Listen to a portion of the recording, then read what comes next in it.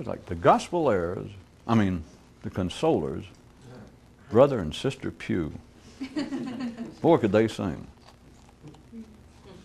Plus those of you that hack at guitar. Oh. No explanation required, no effort involved. The eagle, in telling the turtles why he only spoke to them in eagle, noted that he had no choice. Is this why metagnostic information can actually be garbled in its sending, only in its reception? To the mind, evidence is to hear one side, then the other, and determine what is true, while new intelligence needs just sees what is. Another difference between life and reality is that life doesn't take questions. Why should it? What would be the point?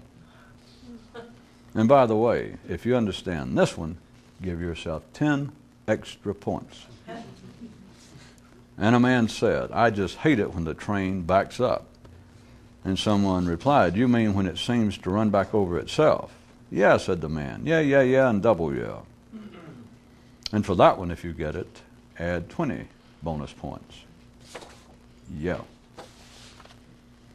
Thought one man to himself, with no offense to those who've gone before, looked at from my position now, most of what people thought and said before is bullshit. 'Tis probably a good thing that the dead are not around to see what's happened to them.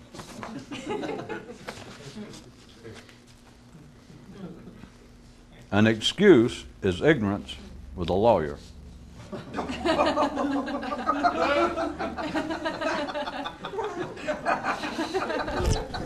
One mystic's motto is, even if you don't know what you're doing, never admit it. And he further notes that the best way to go about this is simply not to talk about whatever it is you're doing. And via mental telepathy, his dog Marco adds, makes sense to me.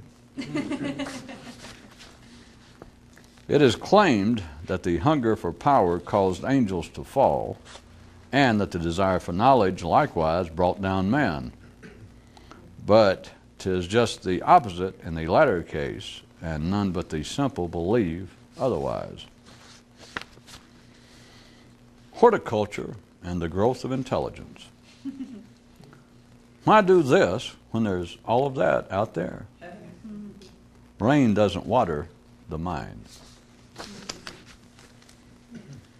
So reflected one chap, why is it that even giving their greatest effort, men can seem to do only a small amount of good, yet with very little effort can do tremendous harm? Could it be that I am seeing it incorrectly? With such a consideration, and such a consideration being of more potential benefit to sight than all of the eyeglasses ever ground. The speaker declared, men invented the concept of an elected government for one reason, to compensate for having to give up their life in the wild. And from the audience a voice shouted back, hell, men invented everything to compensate for that one. Everyone likes a magic show, except the performance between life and man, since men don't generally realize what's taking place. One man coughed and said, I've got a lump in my throat. And his friend replied, that's no lump, you swallowed your head. Okay, Houdini, compensate for that one. Coming home early one night, one man quietly slipped up to the bedroom door, suddenly threw it open and yelled, okay, life, I know you're in there, and I know what you're up to.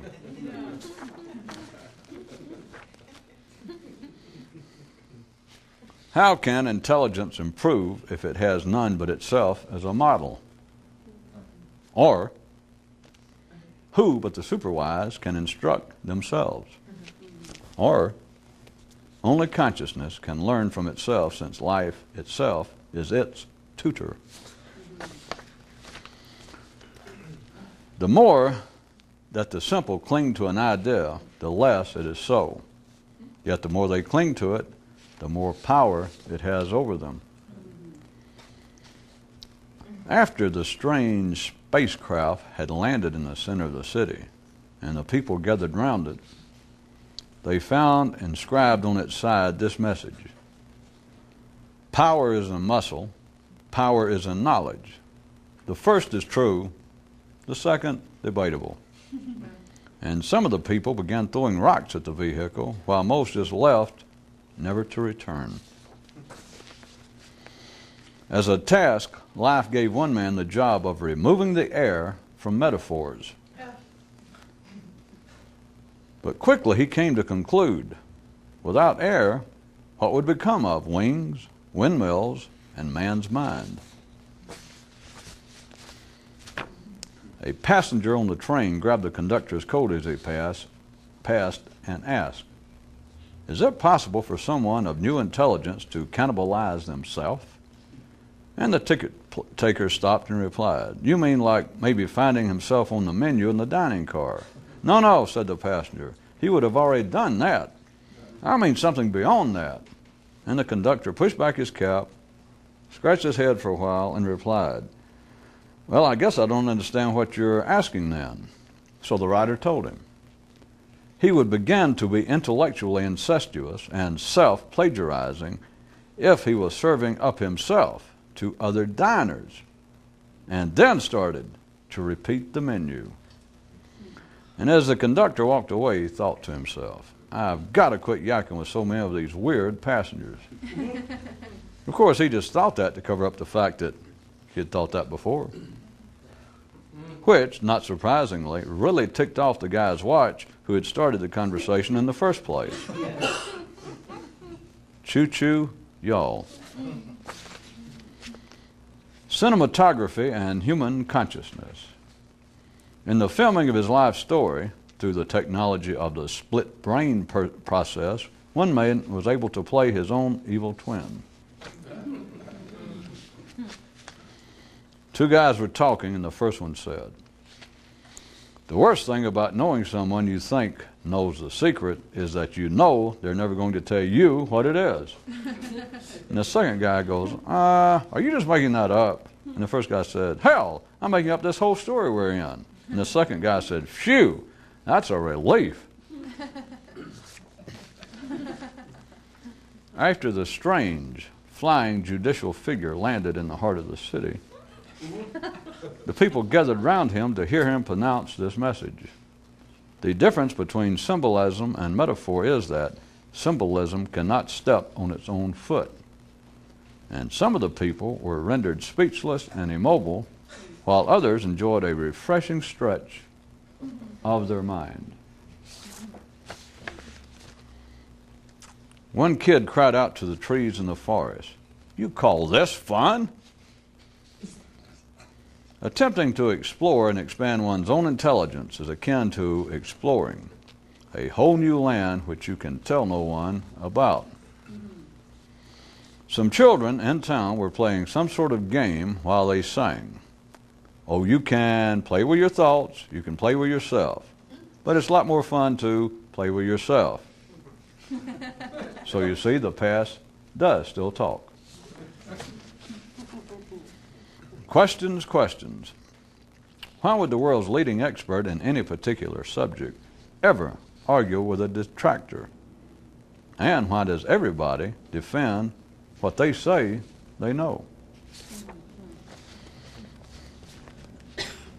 A man who wanted to run away and join the circus thought, "But what if I begin to see through clown eyes?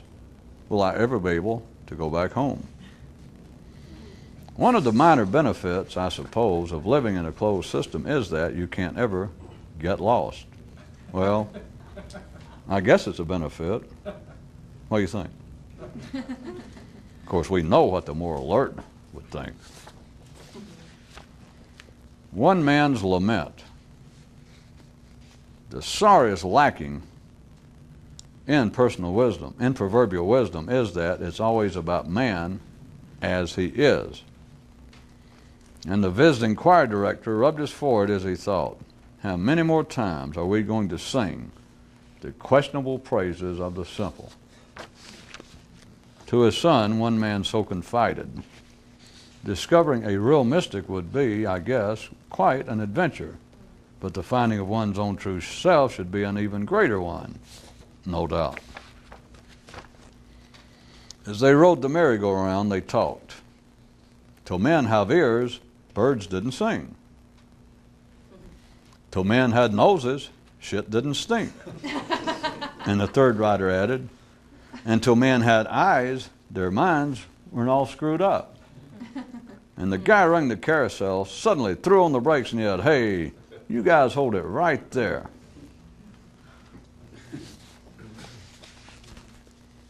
To man, reality is life made verbal. Men who have been to Istanbul cannot lie to others regarding Paris. Or a mystic redefined. Someone who won't tell you what they know. A man writes to Dr. Wayout, "My dearest doctor, can having this new intelligence increase the scope to which one can count?" "My dear, dear man," replied the doctor, "most assuredly indeedy. Why, most people who gain and possess this new intelligence can count up as high as, well, sometimes as high as 4. And you know what's possible after that." But regrettably, in his reply, the doctor misspelled the words "after that," and it read "fatterette," which totally changed the meaning, more or less, of the sentence. Moral: in this life, you get what you expect, and then some.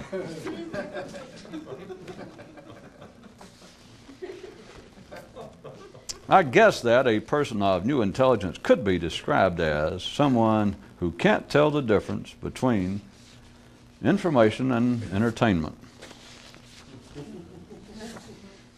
One father so coached his son, "If you're going to have a secret motto to live by, change it every day."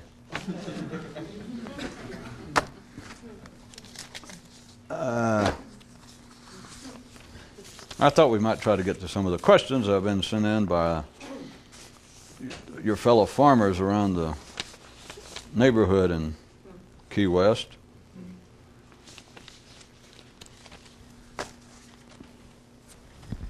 But first I want you to consider at the common collective level of consciousness, wherein all men are more or less within certain parameters. I'll bring in a few letters. Within a few perimeters, within a perimeter, within a certain range, within a certain range, yes, certain range, that the extent of such range being so limited as to be of no discernible operational consequence. At this level, men do not so much have ideas as much as ideas have and control them.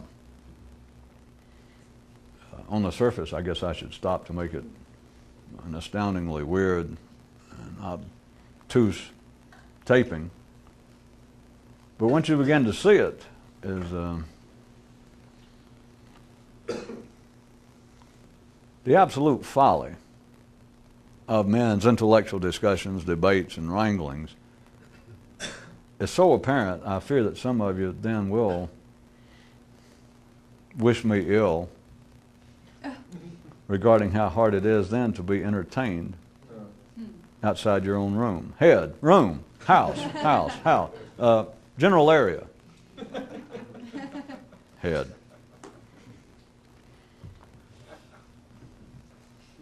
I can start picking out examples.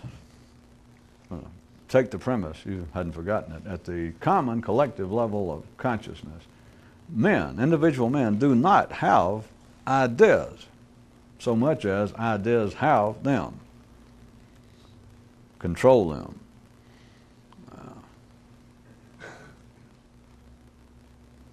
Nice proverbial wisdom, even with some religious background.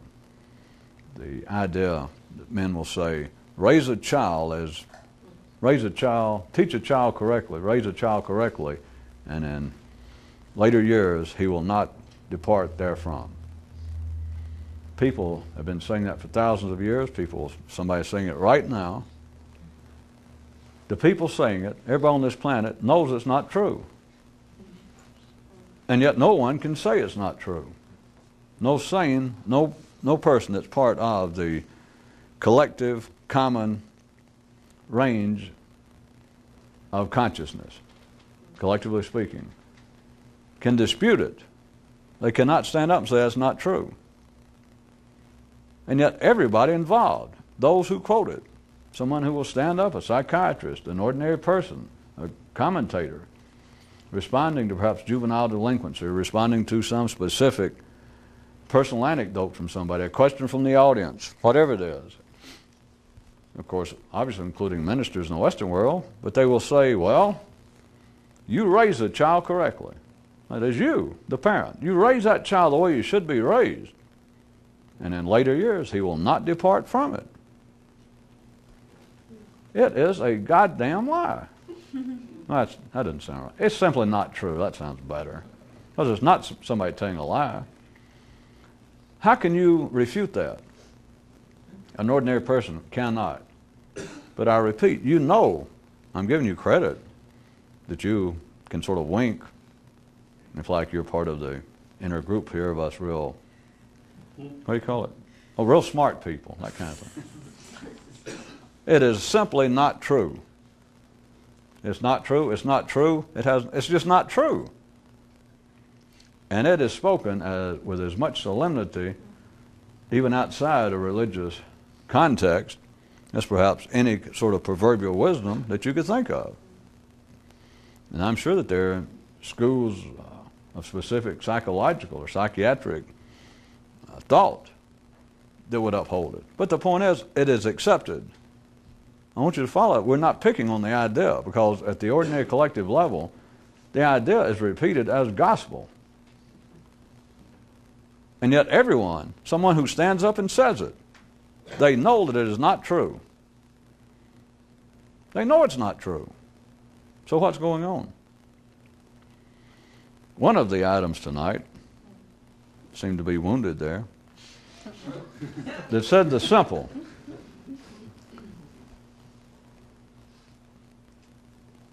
The more that the simple cling to an idea, the less true, the less so it is. But yet the more they cling to it, the more power it has over them. The one I just did is a prime example. And when I say the simple, I'm talking about anyone who is not involved. Just collective, ordinary people, as distinguished from you very secretly intelligent people. That is a primary idea, but almost anyone that you can pull out that is accepted to fit any sort of definition of proverbial wisdom, just common sense.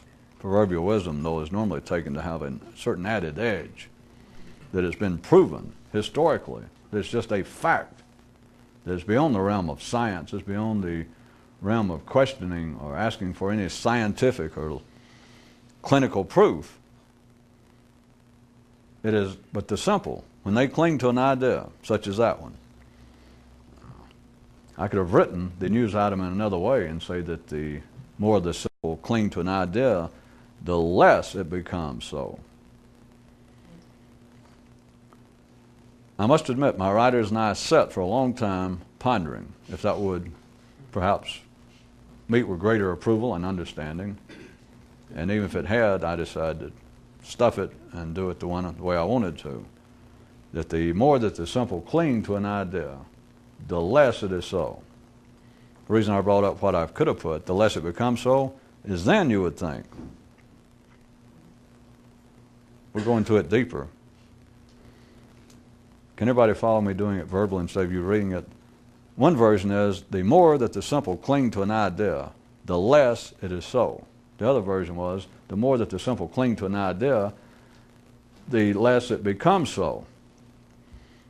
The latter version implies that at one time it had some validity. Let's take the idea, raise a child as he should be, and when he grows up, he will not depart therefrom. Raise him correctly, and he will not stray from that path. Simple idea. It's just as simple as it can be. Nobody can, as I said, nobody can deny it, and you know it. No sane person can say, that's not true. He's got to say it's true, or he's not sane. So there's a simple idea. The second version of saying this, the more the simple cling to an idea, the less so it becomes, or it becomes less so, implies that it originally was so. And that would have been sort of the Gerber version, because you could think, well, it just means that proverbial wisdom wears out, because it says the more that the simple cling to an idea, the more it becomes less so. The second version almost belies any sequential linear logic, is why I used it, because I had faith in you people. That is, the more that the simple cling to an idea, the less so it is. That sentence grammatically makes, I guess, sense and could be diagrammed, and yet the idea is right at the horizon, if you'll think about it. The more the simple cling to an idea, the less so it is, because it doesn't say whether it was so to begin with. It just says the less so. And you're thinking, well, where did it start? Did they start and it wasn't true to start with? Which, of course, saying it's less so implies it's not true, it's not correct. So they start off the simple. And remember, the simple, how about the ordinary? At least you get distracted and think that we're picking out specific groups. Ordinary humanity. The more the ordinary cling to an idea, the less so it is. Do you see why I'm pointing out that it just is right at the horizon of insanity? That at first you listen, you think, well, okay, maybe you don't get the point, but you go, okay. But if you think, the sentence almost wants to back up and run over its own foot, as was noted tonight. That's almost the horizon, and you think, well, I see how, you know, the sentence is marching off, and it's going to go over the horizon, and there'll be a period or something, and I'll go, oh. But it's like it gets there, and it keeps kind of coming back, and it goes sideways, because it says, the more the ordinary, remember we're talking about sane, ordinary, everyday people, the more they believe, the more they cling to an idea, the less so it is. I'll leave the more esoteric part of. Then you're left, if you consider this to be of some significance, some use, with the sentence makes no exceptions. That the ideas that men ordinarily cling to, the more they cling to them, the less so they are. I can't resist pointing out again, it doesn't really give you where to start, because the sentence doesn't say whether it had any validity, whether they had any reason to cling to it to start with. It doesn't say they don't, that they didn't. It doesn't say that they did. It just says that the more they cling to it, the less it is so. This does more damage than taking proverbial wisdom, common sense, and trying to put it in reverse or back over where it says that you'll experience severe tire damage if you try to back over that grate. It's not simply a backing up. It's you're in the middle of the idea, you're in the middle of the sentence, and there's really nowhere to go. Because you'd then be left with that which people ordinarily believe to be so. It doesn't say it's not so. It just says that the more people cling to it, the less so it is. If I make it clear enough, it's like you suddenly dropped into a cocktail party that you're not even sure what's going on. You're not sure whether they're drinking. You're not sure it's humans. You're not sure. Sometimes you glance around, it's like somebody set down a glass and booze suddenly went out of there into a bottle. Or somebody, you know, like laid down a cigarette and suddenly jumped back in their pocket. And you don't know. And of course, I'd like to describe all that going sideways rather than just backwards, but I don't know how you're going to describe it. You've got to try to picture it yourself. It gets kind of sketchy and vague. That's why I was trying to use the horizon. You look out and you think, well, maybe it's the heat waves. Maybe it's some sort of illusion. I can't tell. It's actually go over the horizon and say what it meant to say, back up. And it doesn't actually back up. It just like it keeps kind of lingering, and you see pieces of it because you're dropped in the middle. And yet it seems to make sense. People, the ideas that men normally have, and we're in the world of the ideas that men live by, of course. We're not talking about scientific so-called facts and theories, but the ideas that men live by that seem to hold humans together, that seem to hold humans in some state of acceptable civility, that seem to keep humans believing that there is some hope for the next generation, that people are, and to some degree, capable of directing their fate. back to the example that take a child, and if you really devote the time, and you can keep expanding on it. The original version was something very short about raise the child correctly and he will not depart therefrom.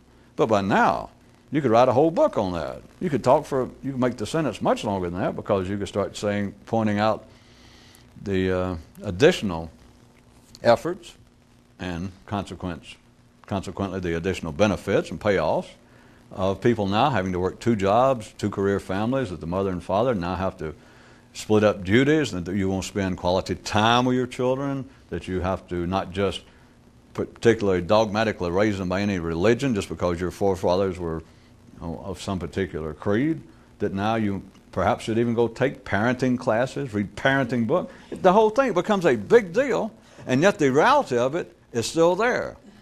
Raise a child correctly, which implies all sorts of things. You're supposed to be a correct parent. You're supposed to be a sane person to even hear this. You're supposed to be civilized. Raise a child in the correct way, in the correct path, and later, when he's grown, he will not depart from it.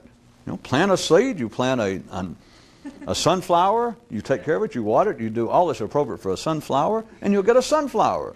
You won't get an oak tree. It won't pop up and be a deranged serial killer. It will be a sunflower. I mean, you just can't deny it. Except, I got to repeat, everybody knows that is not true.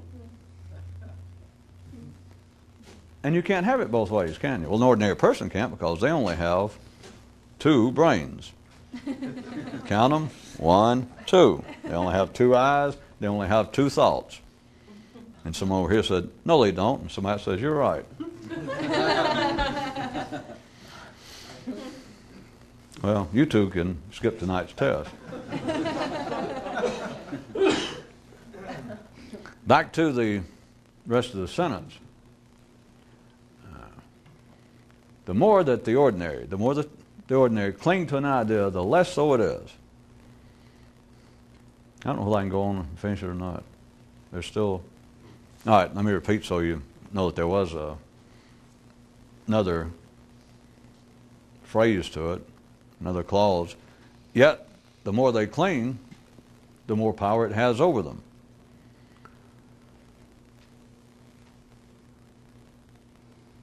This is still not valid vis-a-vis the news item itself or my sentence. But let's assume that the idea that they're clinging to, that ordinary people are clinging to, did have some validity, did have some soulness to it at one time. I'm not saying it did. But now back to the first part, the first phrase of the first clause of the sentence, that the more the simple cling to an idea, the less it is so. But now just for a second, let's assume that it did have some so to it originally. And now that the more they cling to it, it has less so. Even if that were true, which is giving that clause the benefit of the doubt, that means that humanity intellectually, to remind all you people out there picking this up on the Armed Forces radio, that we're speaking not of man in any way physical. We're not speaking about the life and the health and the survival of oneself physically.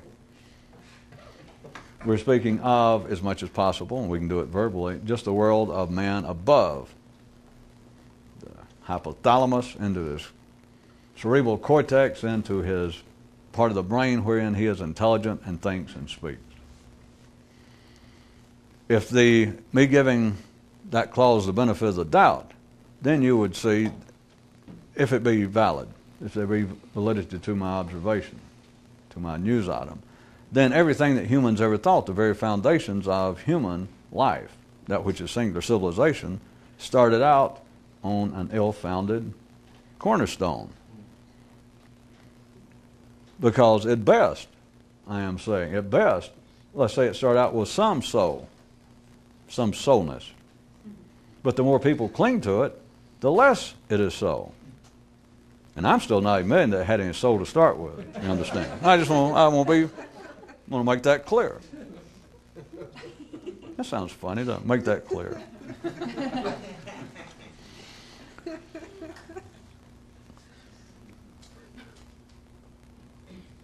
I think we better go on the second part of the sentence before everybody. The more the ordinary cling to an idea, the less it is so, comma, yet the more they cling to it, the more power it has over them.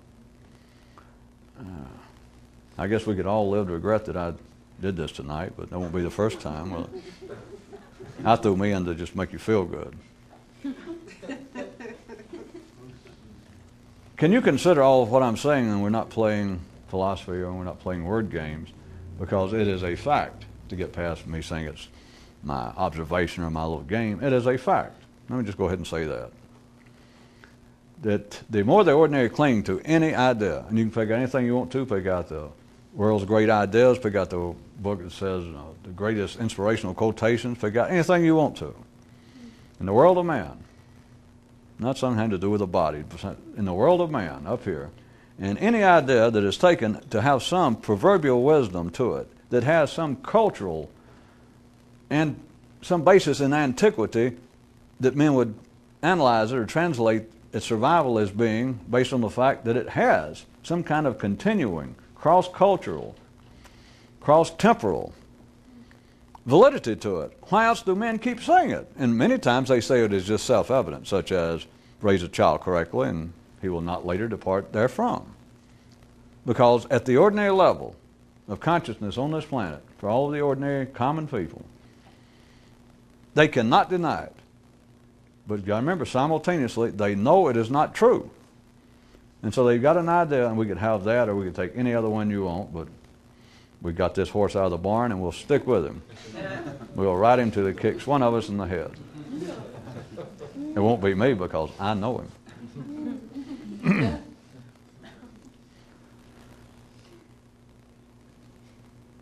You are left with this, that everything that people think, and not just in general, but take specifically the ideas that seem to be the foundation of Western civilization, Eastern civilization, to be the basis of civilization itself, the very things that raise man's collective consciousness. The idea of this being the planet Earth, and we got all these people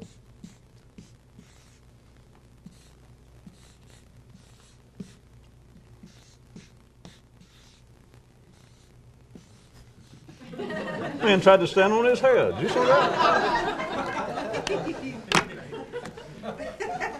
That there is a collective level of consciousness that would be literally, forget all these things about people that channeling for Amelia Earhart's luggage man. Well, now, all these kind of New Age people always talking about seeing auras around people. No. That's like believing that people, individual, are of some consequence, ordinary people. If you want to see something, just get to where you can see that kind of aura of the whole planet, and it's not flashing lights, and it's not something weird. It is the level of consciousness, and it is like, to ordinary people, they don't know it. It is like an invisible ceiling. But it is running right through here, and all sane people, in a sense, are the same height, the same distance away from where they get the energy coming out of the planet, the electrical charge that is human life, that is all life on this planet, running through them. It goes up to that level, and everybody's at that level. It doesn't matter how much education. It doesn't matter, in fact, how tall they are, for those of you trying to weasel your way out. You can be 4'2" or 6'8", and you're still right there. That is like an aura, is like the atmosphere itself surrounding the planet.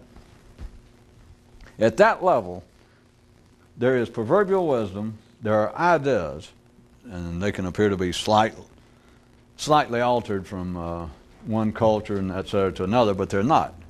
Because all of them are, because that line, what it represents, in particular, if we say it's contemporaneous, that right below the line represents man still as a non-intellectual, physical, animalistic creature.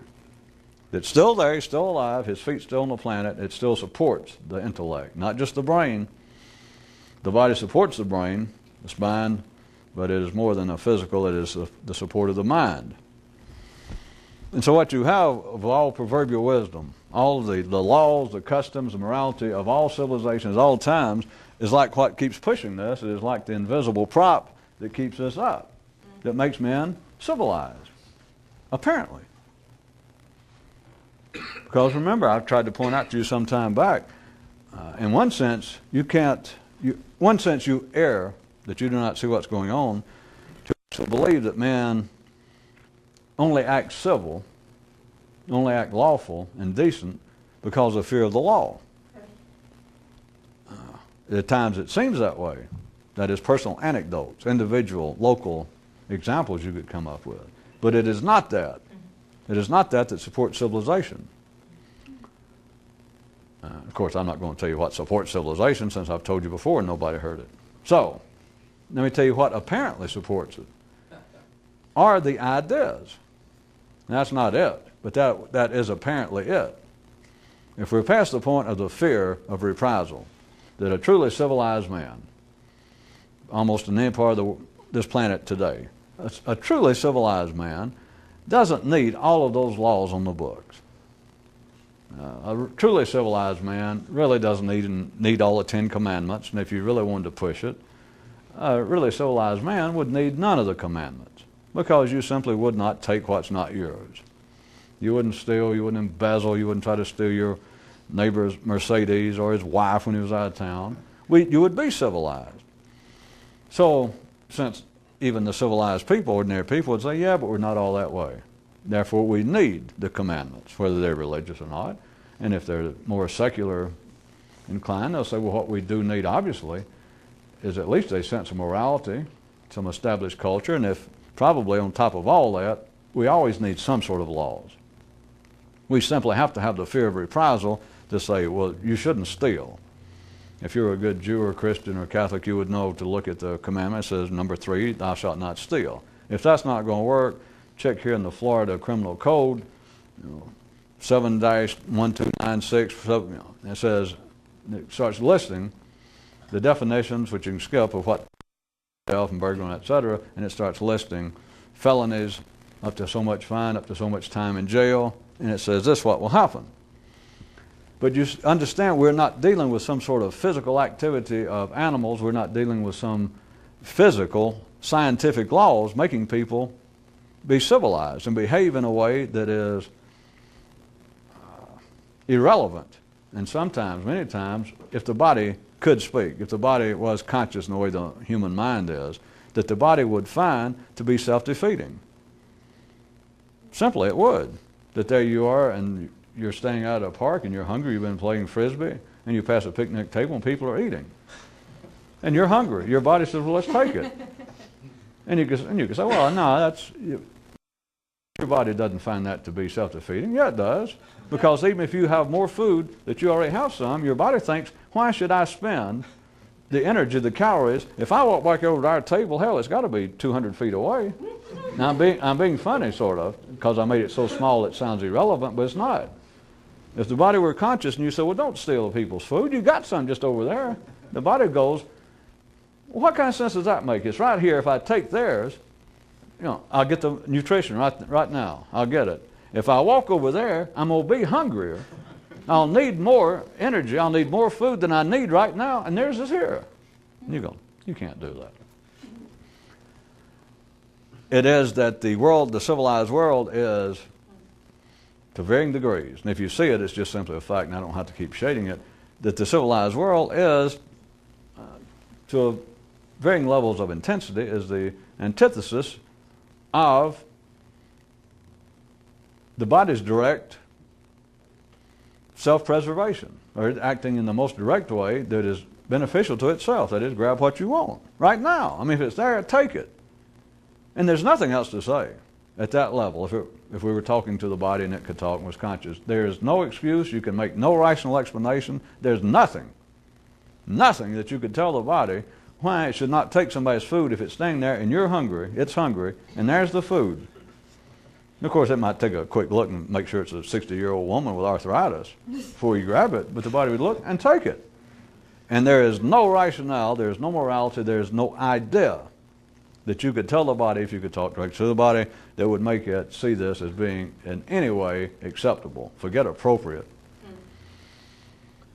So, if you can begin to see that in a wide range, including all ideas, but I was trying to pick out those that seem to be more specific, such as how to raise a child, how to behave, specific wisdom that does not sound as though, the thing about raising a child, it doesn't sound, and of course most of us, I guess, know it came from the Old Testament, the Western version, that it doesn't sound as though it's a law. It was not from the judicial process of a bunch of civilians sitting around. They did not, it's not a law. It is not a discovery that came from pointy-head intellectuals in the psychological domain of academia. It sounds as though something that is truly proverbial wisdom. There seems to be self-evident fact. It's an idea that just simply cannot be escaped. It is an idea of such far-reaching ramifications that it does not matter what source it appears to have arisen from. It is simply an idea that we must hold to. We must pay allegiance to. We must cling to this idea that, or else think about it, the world's going to fall apart. That as you raise a child, if you raise it correctly, it will grow and later will not depart from that way. And I repeat, everybody, including the person repeating it, everybody knows it ain't true. You've got, then, if you can see, it's ideas as opposed to simply the fear of imprisonment or retribution at a civil level from the law. And it is not from the body being tamed in some way and becoming civilized, going, oh, all right, let's be civilized. You know, what the hell do I care? None of that's happened. The only thing that you can reasonably see is that man is civilized, dependent upon, that this level, this atmosphere, this aura is being held up by ideas. I repeat one more time, this is not the real explanation, but this is one. It's being held up by ideas. And the ordinary, what makes them ordinary, what makes them sane, reliable, ordinary people is they cling to the idea. And forget trying to come up with specific examples of, well, some people let their kids run wild. Yeah. But to varying degrees, remember within there, if you found some ordinary middle-class people and their kid stole your car and they lived down the street, without any doubt, if you're sitting around talking to your neighbors about, can you believe it happened in our neighborhood? First time we've had a car stolen, it turns out to be one of our own subdivision neighbors' kids. Somebody would say that somebody would have a comment. You can put this, go ahead and put it down as a post-dated check. You take it to the bank. Somebody would say, well, you know, I have noticed, I never said anything, but they do not keep an actual, I don't think they keep close track of what he's been doing, who he's been around. Somebody will make some comment, in other words, that his parents did not faithfully live by the way you should raise a child. Somebody, it may be very subtle, and it may not be enough to rupture the whole community there by attacking the person's parents, the car thief, the teenager car thief, but there will be an explanation. Someone say, well, my son said that he had been hanging around a rough group over at school. And everybody will go, that explains it. Because, or they'll say, well, you do know that, you know, if their name, let's say the Smiths, and they'll say, well, you do know that he has been very sick. He almost died of cancer. And she's been having to work an extra job, even though he's back now working part-time. In other words, they have not been at home. If you recall, and they'll all go, yeah, you recall, used to, she was there. She was always over at our coffee clutches and always here, always in the neighborhood. But she has had to work more than she probably should. And probably, well, without any doubt, has not been devoting the kind of time she did originally. And they were, you know, that being showing the exception to, if you're actually raising a child correctly, this kind of thing won't happen, which everybody knows is not true. But since when something does seem to pop up, and there you sit, and the neighbor's sitting around, and the conversation comes up, you got to say something. Life will make somebody say something, and they'll find a reason that this has been a slight exception, even though I'm sure they meant well. There's a slight exception. You understand? And it all makes sense, except for this. I got to go back and tell you, the original idea is not true. And they know it's not true. In other words, they're having to excuse a failure in an idea that propped up civilization. They're not blaming the idea. They're finding fault, or they're blaming the participants, the humans. See, the idea, they don't see that the idea of as you raise a child, so, you know, if you raise him correctly, he will not later depart therefrom. They're not seeing that as being flawed. What they're now seeing, I mean, it didn't work, right? Because here it is, the kid. Now you got to understand the premise. I assume you already put together. We're assuming it's a nice middle class, ordinary neighborhood. That's why I say it's the first time ever happened, and everybody's aghast. They can't blame the idea because they know it's not true to start with. Well, they can't blame the idea. They have to blame the people, even though they may try to excuse it on the basis that she's having to work more because he's been sick, almost died. I was trying to give it the best possible spin.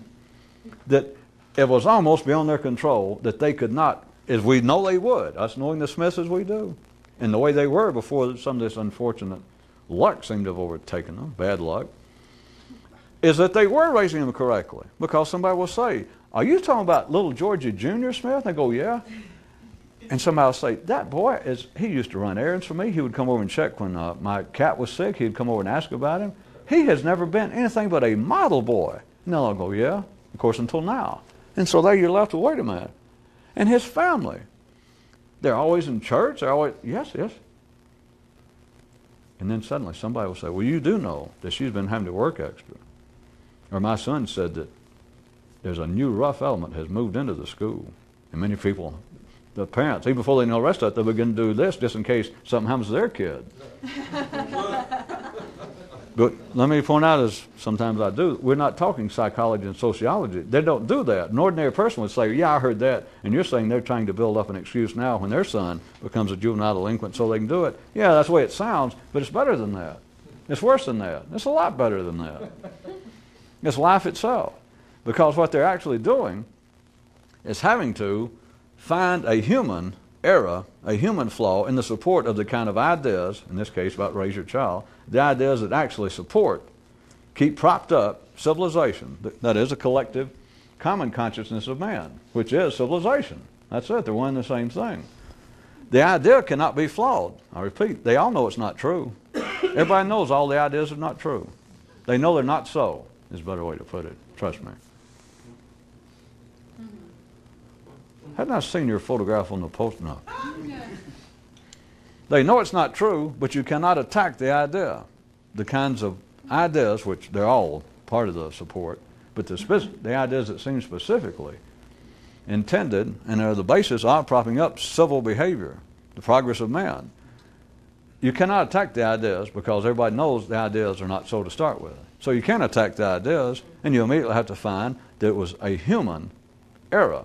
There's a human lack in whatever it is. The Ten Commandments are not at fault. They're as valid as they ever were. And somebody says, wait a minute, if they're so valid, how come nobody, not one person, has ever been able to live by them? No sane person ever steps up, oh yeah, I can do that. Not one person. How do you explain that? And they won't, now a person, they don't have to be religious. Well, let's say it's a priest or a rabbi. They don't have to explain. They will not explain away. You're attacking the commandments. If you could do it, you go, well, there's something flawed about this. They go, well, no. There's nothing wrong with the commandments. There is something wrong with people. And if you're ordinary, that is operating at that regular foggy mountain breakdown level, aurora level, is that toilet paper or the, never mind, that you're done for. You're done for. So they have to pick out how a human, how an individual, which are down to personal anecdotes, how the person. And you understand the little scene I tried to make up on the spot. You don't even have to have any detail. It's just when they go, you talking about Georgie Smith Jr.?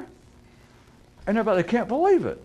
Because it strikes fear in people's hearts, as they say, that wait a minute, if that can happen here, to people like that, in our neighborhood, civilization, the barbarians may in fact actually be climbing over the walls. We may do you done for. And somebody go, they'll sip their coffee and everybody's kind of, and somebody go, well, my son, and everybody go, yeah, because they know that somebody's about to offer some relief. And they go, well, that's strange because my son just, and everybody will lean because they know. You're going to say, that's strange. It was only recently that my son, Fred Jr., he said that he thought Georgia had been acting, I don't know, he's hanging around some new group of people that seemed to be sort of not our sort that moved into the school. And immediately, as I said, even before they got that far, as soon as somebody went, well, the rest of the people sitting there knew, here comes relief. We're not going to be left here, and they knew they weren't. Or else they'd go crazy. People, suddenly they'd find them, it wouldn't be a mass murder, it'd be in the headlines of the local community paper. Then inexplicable discovery of the mailman or something, like 9 women suddenly in, as Freud used to call it, some state of personal hysteria. That is, they would have gone crazy if that sort of thing happened in a civilized environment and nobody went after they sipped their coffee. And after you talking about Georgia Jr. stole the coffee. You talking about the Smiths? Yeah. And everybody stops and reaches for a piece of cake or coffee. And if very shortly, just almost, if somebody didn't go, well, that's what I'm saying, they would have found. Suddenly it'd be all these women, I'm just saying it was women, it could have been men and women, but they would just be there, they'd be out of their mind, because that's what it would do. It would rent you from the very fabric of sanity, which doesn't happen. Do you understand? You would be faced with the fact that our whole life, which many people, when they start losing their mind, as they call it, they do it in movies, which they have simply stolen it from reading clinical records, psychological case files, and maybe some of you even felt it yourself. I don't hear about it. But it's the idea when people think that they're losing their mind, or they've been drinking too much, or drugs, or they feel like, for whatever reason, just through some neurosis or something, they feel like they're losing their mind, is the feeling that like life has become unsafe. They describe it all kinds of ways, but it's like they say, well, my own surroundings, my own family, or my wife, my husband. Sometimes I look at him or her now, or my children even, and it's like they're foreigners, or I believe that they're going to do me harm. And I know it's not true, what they're saying. In other words, usually they'll say, well, the person's losing their grasp of reality. That kind of, and they'll go, yeah. But it's a little more, I can be a little more specific. It is that the pillars of sanity, the pillars of civilization, seem to be crumbling and nobody can fill it in. Hey, I know it can be more complicated than that. Or for those of you good, it's more simple than that. But, in case anybody's watching this who has a neuroses, I don't want them to feel bad. Well, any worse than you feel. They will have to, back to my people. It is a known fact. It is it's predictable. I painted the scene, and you all here, I assume that's true, that there they sit, the way I described it, that kind of sane, ordinary, and they established that civilization is falling apart right down the street, and they all sit for a second and sip their coffee, and it's quiet, and then somebody will go, you know? And they know. The rest of them, it doesn't matter what comes after that. I just made up that they'll say, you know, my son told me that Georgia Jr. been hanging around with this. They know that relief is coming. But now consider how all this works. They cling to the idea. The more they cling to it, the less it is so, but the more that ordinary people cling to an idea, the more power it has. Dealing with three-dimensional worlds, in this kind of example, do you understand that we're saying in essence, or I am, that the very ideas, the things that people are thinking about, that they believe to be reality, the more that the ordinary believe it, the more they cling to it, the less it is so. So you see it going downhill, the less it is so. Yet the more they cling to it, the more power it has. So you could think, well, in a sense, the weaker it's getting, that is, the less valid. Weak in the sense of impotent, allegorically speaking. You know, that's getting, I hate to say getting weaker, because we haven't even established that it had any strength, that it had any any validity to start with. But take it, that the more the ordinary cling to it, all the good religious ideas, the ideas of morality, the very ideas, you can pick out your own, that seem to hold civilization together, that seem to keep people out of the jungle, that seem to even keep an individual sane, that the very ideas, anyone they want to pick out, the more that the ordinary cling to it, the more that it is considered to be common, useful, moral, intellectual currency at that level, at the proper, sane level, at eye level, the more that ordinary people cling to that, the less it is so, comma, yet the more they cling to it, the more power it has. I hate to do this, but we're toward the end, that I will simplify and analyze myself. I kept skating around, because this is not what I mean. When I say the more that the ordinary cling to an idea, the less so it is. That's why I've tried to get you to consider walking around the edges of it. This is not what it means. But let's say the more that the ordinary cling to an idea, the less validity it has. That's not it. But I want to try and make it clear the final time. you're going to have to take my allegory now, my own allegory, and then you're going to have to symbolize it to yourself. In other words, you've got to straighten it back out. The more that the ordinary cling to an idea, the less reality it has, the less power, the less there is to it, comma, yet the more they cling to it, the more power it has over them. You have, again, it's more than just a two-dimensional or three-dimensional impossibility. It's way out at the horizon going sideways, because what it infers, and this is not exactly it, but the ordinary, the things that they believe, not only about collectively in the civilized, the pillars of civilization, but even individual people, which is perhaps harder to talk about. That's why I tried to use an example that seemed to have to do with family life, civilization itself, the raising of the next generation. And there's an idea, a simple idea: raise the child the way he should be raised, and when he's grown, he will not depart. He will not be a maniac. He will not become a barbarian. And everyone who says it, everyone who hears it and repeats and nods and goes, how true. They know it's not. They know it's not. But nobody can say otherwise. And so let's say that it has no validity, and yet people cling to it. The more the world becomes civilized, which civilization continues to spread, we got areas withal that there are places right now that technology is just beginning to reach, the civilization is just beginning to touch it all, that are still in tribal warfares. There are places on this planet that you wouldn't want to be, that you can see on the news and you go, by God, that's almost a Stone Age. Those people are just barely coming out of the jungle to civilization. And you go, yeah. So it's going on. And it still seems to be true, though, that you have got to do things such as raise your children a different way to make them civilized. But everybody knows that's not true, because the priest, this George Smith and the family down the street that the son stole it, he could be a Baptist minister. We all know that. I just didn't throw that in. We know that there are people on death row, serial killers. You know, they're sons of a priest. Well, not priests, of course. Rabbis. Ministers. We all know that it's not true, and yet everybody says it is true. They pay lip service. Take the extreme, the simplistic of me doing it, and then we're out of...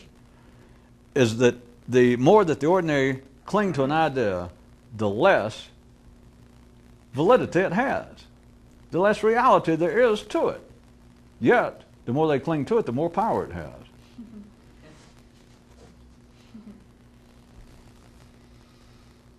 Well, I assume that enough everybody has, if not some sort of prescription, morphine-based painkiller, you have aspirin at home so I won't feel bad leaving with that.